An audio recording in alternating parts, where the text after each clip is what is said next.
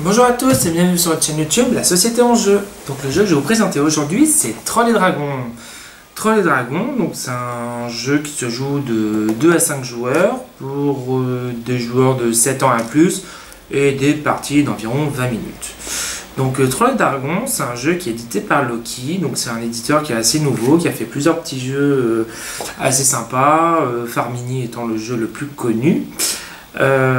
Trolls et Dragons en fait c'est un jeu de style stop ou encore. Donc pour ceux qui ne connaissent pas, c'est un jeu en fait où on va lancer des dés et comme son nom l'indique, on s'arrête ou on continue.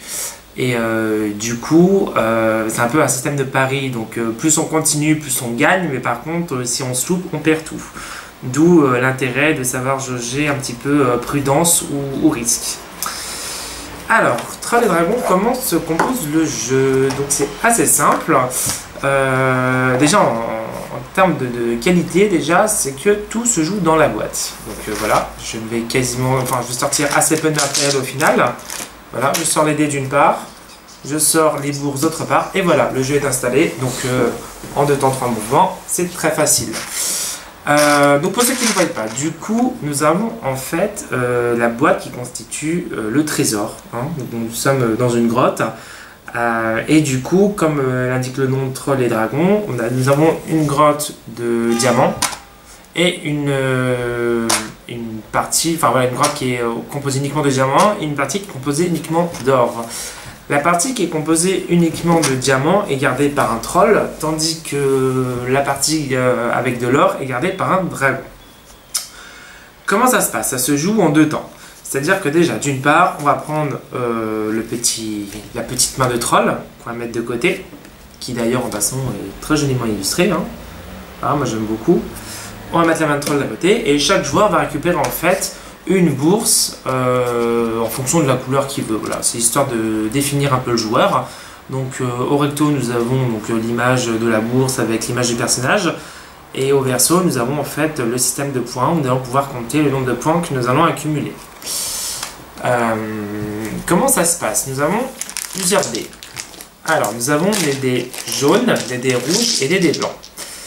Donc, je vais parler des dés rouges et des dés jaunes par la suite. On les laisse de côté, de toute façon. Par la première partie, on n'en a pas besoin.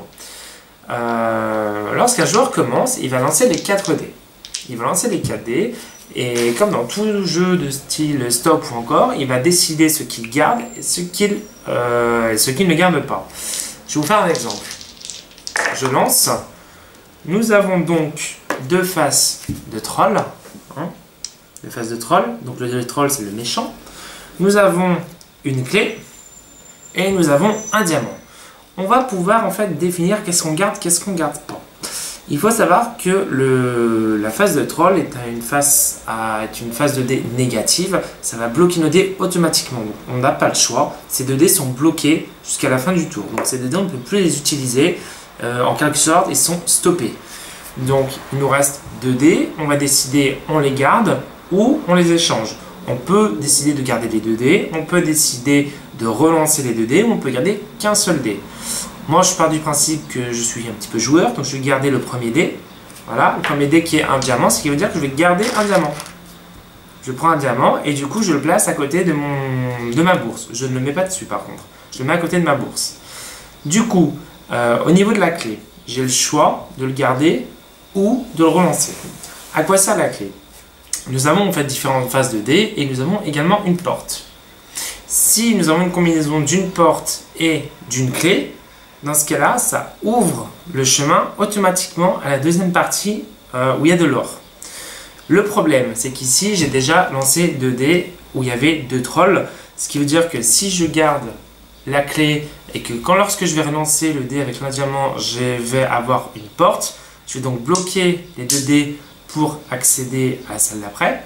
Mais comme j'ai déjà 2 dés bloqués, ça va me faire 4 dés bloqués. Lorsqu'on a 4 dés bloqués, tout est perdu. Donc ici, il vaut mieux s'arrêter là. Et du coup, je préfère stopper la partie, enfin stopper mon tour. Donc je garde le diamant, excusez-moi, le diamant. Et du coup, je vais le laisser sur la bourse. Si par exemple, j'aurais eu je sais pas, du coup je relance les 2 dés, je relance les 2 dés et du coup j'aurais eu 2 phases de troll. Dans ce cas-là, j'aurais eu 4 faces de troll. Et dans ce cas-là, le petit diamant que j'avais gagné au lancer précédent, il sera perdu et il sera mis automatiquement dans la main du troll. Voilà, il garde tous les diamants, il récupère en fait tout ce qu'on n'a pas pu garder. L'intérêt généralement, c'est essayer d'accéder le plus rapidement possible à la salle de trésor numéro 2, c'est-à-dire là où il y a l'or, puisque l'or compte beaucoup plus de points.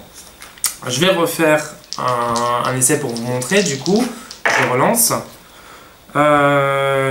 Du coup ici pareil, hein, nous avons 2 faces de troll et nous avons 2 portes. 2 portes ça sert à rien, hein, donc on sait qu'il faut une clé et une porte. Et effectivement, même si j'aurais eu une porte et une clé, je vais bloquer mes 2 dés, j'en ai déjà 2 de bloqués. Si je bloque tous mes dés, comme je l'ai dit tout à l'heure, le tour s'arrête. Ce qu'il faut généralement, c'est avoir au moins une clé, une porte et avoir au moins un troll maximum. Si on a déjà 2, c'est fini. On va pas, là pour les besoins de la vidéo, je vais pas lancer les dés 45 000 fois. Du coup, partons du principe que j'aurais eu une clé, une porte, un troll et un diamant. Dans ce cas-là, je récupère un diamant que je mets ici. Et du coup, j'accède automatiquement à la salle numéro 2. Donc, comme j'accède à la salle numéro 2, le diamant, je le laisse sur ma bourse. Et cette fois-ci, j'enlève mes dés et je passe aux dés jaunes et aux dés rouges. Les dés jaunes et rouges s'utilisent uniquement lors de la salle numéro 2. Donc, le joueur qui lance les dés va lancer les dés jaunes. Et le joueur qui le suit, donc si je suis premier joueur, ben, ça sera le second joueur, récupérera les dés rouges. Le premier joueur va lancer d'abord les dés. Je vais les lancer.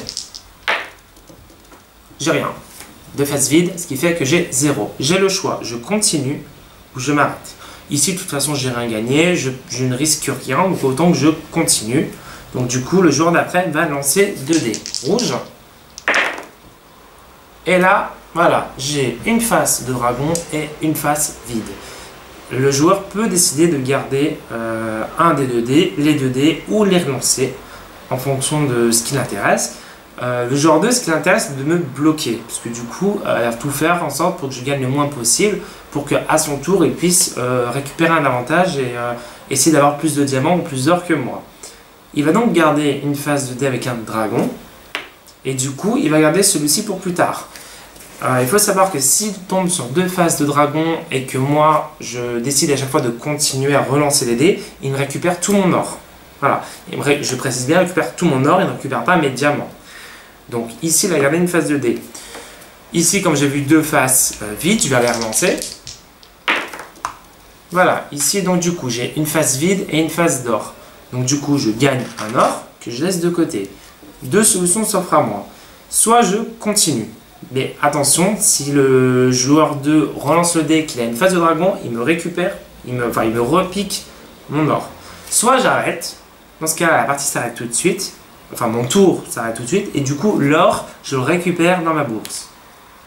Voilà, on est joueur, on continue, je vais donc décider de continuer, donc le joueur 2 va lancer le dé rouge. Voilà, c'est vide, donc du coup on continue. Le joueur durant son tour, il a le temps de réfléchir. Et ce qu'il fait, il lance les dés, il continue. Donc moi, j'essaie de continuer. Je relance. Vide. Voilà, je décide de continuer. Le joueur 2 relance les dés. Vide, toujours vide. Donc du coup, c'est vrai qu'il y a beaucoup de phases vides. Donc on augmente aussi les probabilités qu'il ne se passe rien. Ici, j'ai une face vide et une face avec 2 or. Je récupère donc 2 or que je laisse de côté. Je me dis que j'ai 3 or.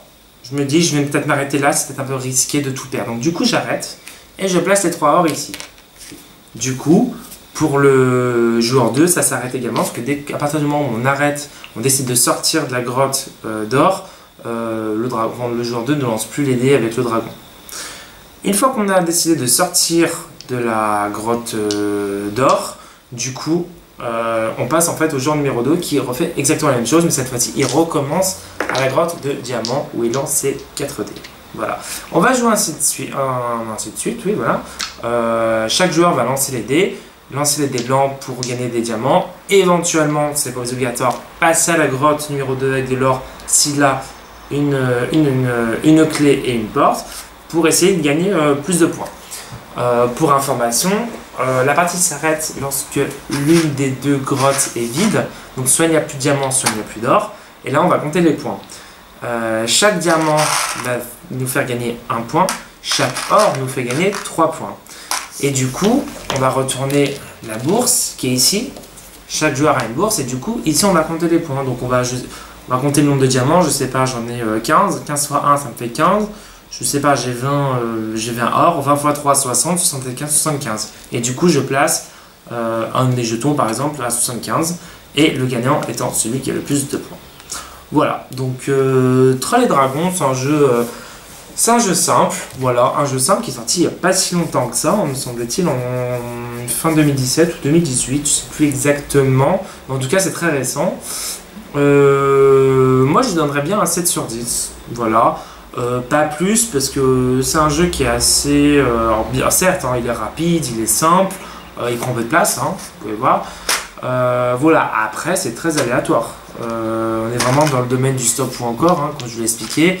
Donc pas de stratégie adoptée si ce n'est être un petit peu, il faut juste un peu réfléchir à savoir si le risque en vaut la chandelle.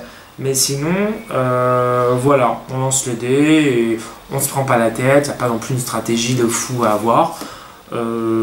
Juste que voilà, pour certains joueurs, parfois la part de hasard ici est quand même assez importante et ça peut créer certaines frustrations du fait que bah, des fois la victoire nous passe sous le nez pour pas grand chose, quoi. Pour pas grand chose. Quand le troll ou le dragon nous récupère tout, bon bah ça fout un petit peu les boules, hein, faut dire la chose comme elles sont. Voilà. Bah écoutez, c'est tout pour Trolls et Dragons. Voilà, petit jeu sympa à recommander, surtout pour les enfants. Moi je trouve que ça passe mieux avec les enfants qu'avec les adultes. Ou alors si avec les adultes, alors plutôt une soirée apéro, voilà, quelque chose d'assez rapide. Comme je dis en début de partie, voilà, c'est des parties de 20 minutes, hein, donc c'est assez succinct et ça passe bien. Voilà. Et bien c'est tout pour la vidéo aujourd'hui. N'hésitez pas à laisser un commentaire, me mettre un petit like, vous abonner à ma chaîne, hein, tant qu'à faire. Et puis à bientôt dans une prochaine vidéo. À bientôt!